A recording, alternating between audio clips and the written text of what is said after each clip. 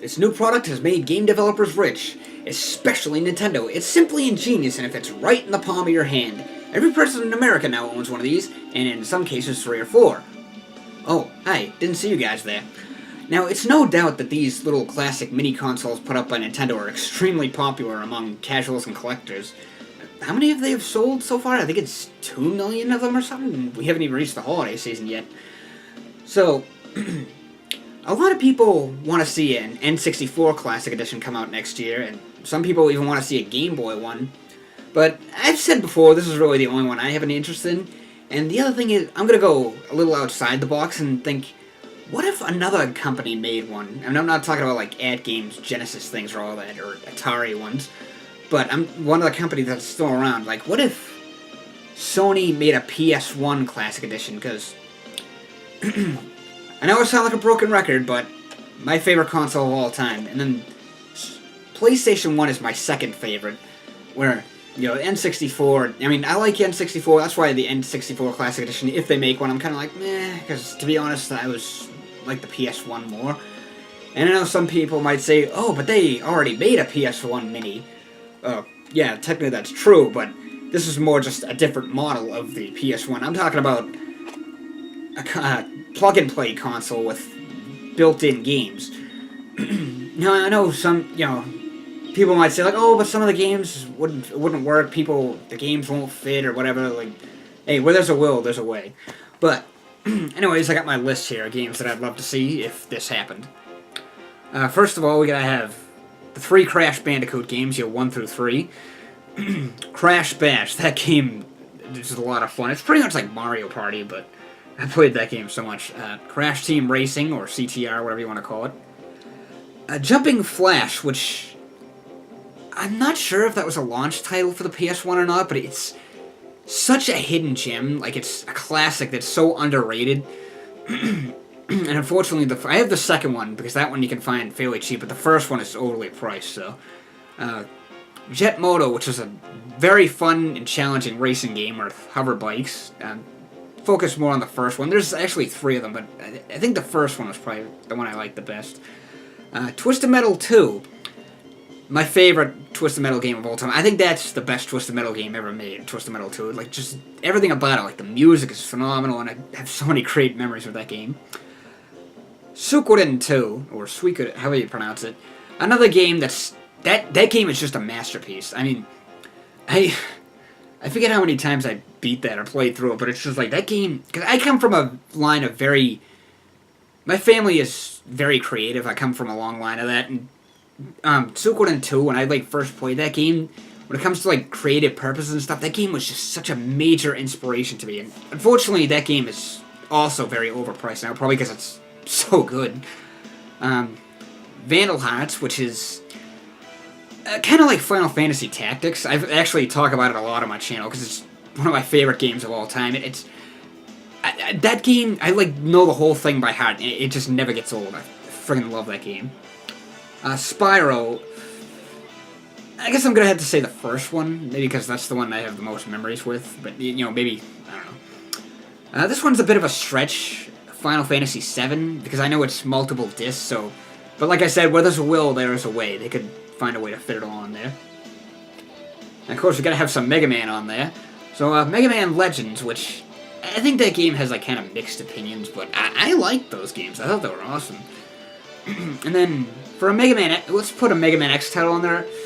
I'm gonna go with the 4th one, Mega Man X4. I don't know, that one just really kind of stands out to me for some reason. The 5th one is good too, but I'm gonna say the 4th one. Of course, Castlevania Symphony of the Night, absolute masterpiece. That game is just... I don't even need to put it into words. If you've played the game, or you know what I'm talking about. Just the music alone is just phenomenal. Now, PS1, I think, in my personal opinion, PS1 had the best RPGs and fighting games of all time. So, speaking of which, Battle Arena Toshinden 2, which there was 3 of those games for the PS1, but the second one, again, I know I've been saying this a lot, but the second one is gotta be my favorite. That one I have, like, the most memories with. And actually, if you have that music playing right now, that's from this game. Those games were kind of like Soul Calibur, but more like modern, like 90s modern. You know, they're awesome games though, very fun, great music. Bloody Roar, probably the first one. You know, those were games where you turn into animals or animal people. Very, I think it was only 2, and I know there was one on the GameCube. I think that was it. Sorry, I've been a little under the weather lately. Final Doom, because I don't know if we'd see, you know, if people mod this. I wouldn't put the. I mean, I've played.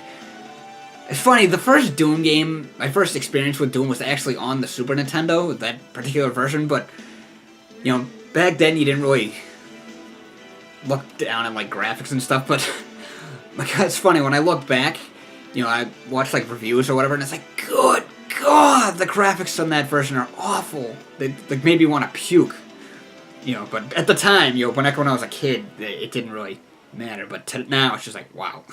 So, yeah, Final Doom, throw that on there. MDK, which is such a great game. I'm pretty sure that was Interplay. You know, those games, where they also did, like, Loaded, Earthworm Jim, at least I'm pretty sure, yeah, they did Earthworm Jim, Clay Fighter.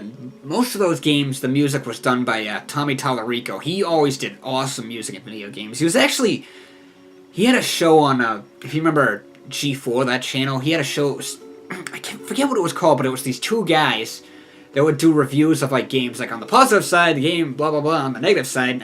Well, one of the guys was Tommy Tallarico. But MDK, it's a third-person shooter platformer, which also goes into, like, you go to, like, a sniper mode where it becomes, like, a first-person shooter, but it's an awesome game. I haven't played, I really ought to pick it up again. I mean, I don't have it, but I should pick it up. Resident Evil, I'm gonna say the first one, because, again, the one I have most memories with. The second one, too, but, well, the first one. It's funny, Resident Evil, the scene towards the beginning of the game where the dog jumps through the window always made me jump. Like, no matter how many times I saw the scenario, I always jumped on that part.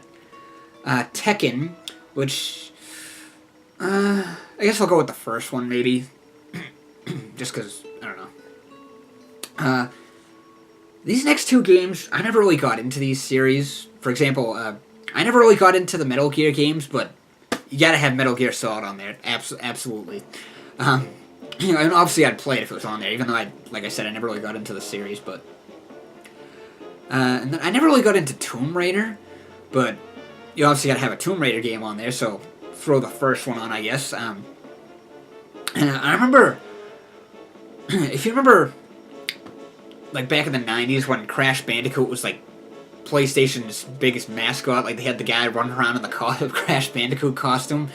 And, a funny thing, I remember at one point, it was like, there was a commercial which also had, it had Crash Bandicoot, Sweet Tooth, and Lara Croft, because those were, like, Nintendo, wow. Those were, like, Sony or PS1's, like, biggest mascots, or, like, their biggest game. Yeah. Then we got Parappa the Rapper, which is a fun game. You know, it's still pretty fun to play. Jeez, that game came out 20 years ago. Wow. Oh my god. Oddworld, you know, probably, you know, there's a couple of ones, like, there's Oddworld, Abe's Odyssey, and then there was Abe's Exodus, which was, like, the direct sequel. That game, oh my god, that game was so much fun. My brother and I played the shit out of that game. And they were going to do more. They were actually going to do 7 of, like, the Oddworld games, each one with a different story.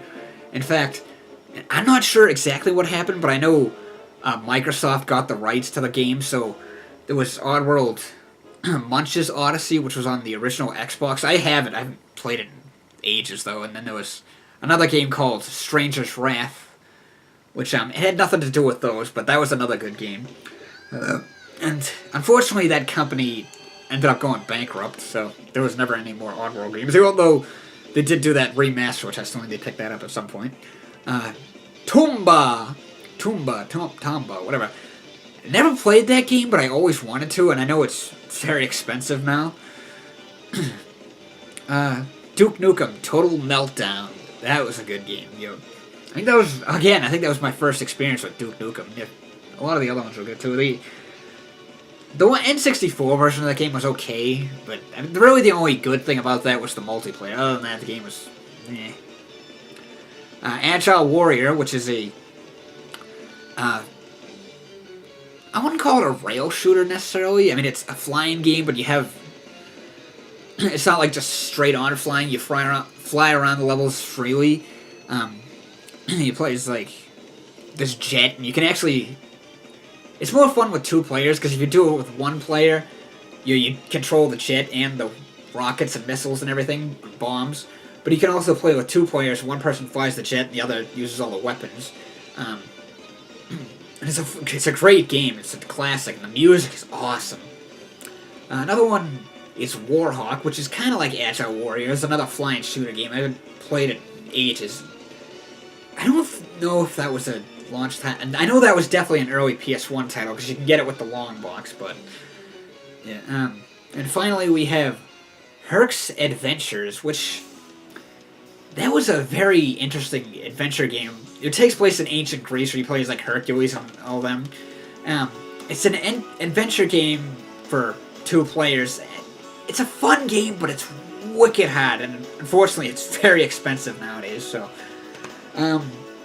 that's my list of games that, if this happens, which I would love to see it happen, because that's, like I said, this is really the only one I have any interest in. But if Sony does a PS1 Classic Edition, that I would definitely pick that up in a heartbeat. So, I guess that's about it. And I'm not too good at outros, whatever. But what do you guys think about the idea of a PS1 Classic Edition, PS1 mini console?